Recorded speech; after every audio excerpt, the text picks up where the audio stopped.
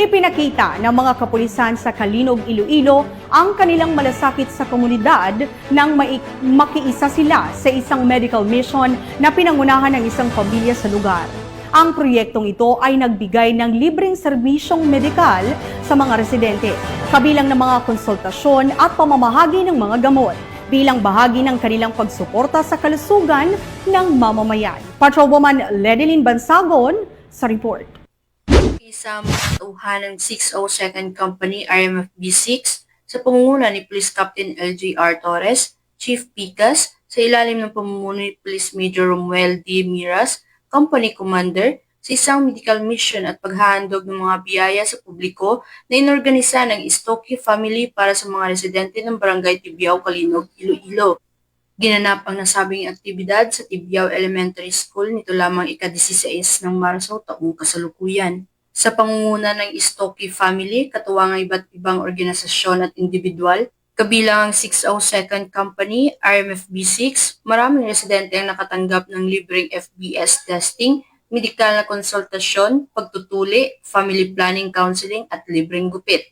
Nagsimula ang programa sa pamamahagi ng hygiene kits at gift giving sa mga residente, kasabay ang turnover ng mga school supplies sa Tibiao Elementary School. Sinundan ito ng pagsisimula ng medical mission kung saan ginamit ang bawat silid-aralan bilang lugar ng serbisyong pangmedikal. Ang PNP sa pamamagitan ng 602nd Company RMFB-6 ay nagpakita ng kanilang dedikasyon sa pagsiserbisyo sa pamamagitan ng pagbibigay ng libre gupit, pag-asisti sa mga nagpapatuli at sa medikal na pagsusuri. Bukod sa kanilang serbisyong medikal, sila rin ang nangasiwas, seguridad at kayusan ng programa upang matiyak ang maayos na daloy ng aktibidad. Ang kanilang aktibong pakikilalahok ay patunay ng kanilang malasakit sa kapakanan ng komunidad. Layunin ng programang ito na magbigay ng libreng serbisyong medikal sa mga nangangailangang residente, kabilang ang konsultasyon, libreng gamot, tuli para sa mga bata, libreng gupit, at family planning counseling bilang bahagi ng pagdiriwang ng buwan ng kababaihan.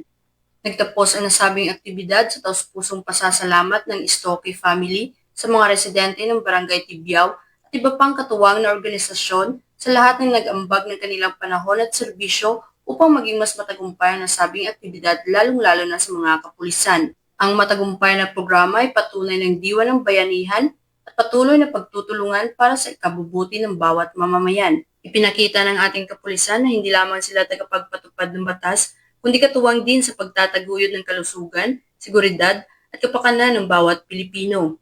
Ang kanilang malasakit at serbisyo ay patunay na ang PNP ay tunay na kaagapay ng sambayanan sa pagbuo ng mas ligtas at mas maunlad na komunidad.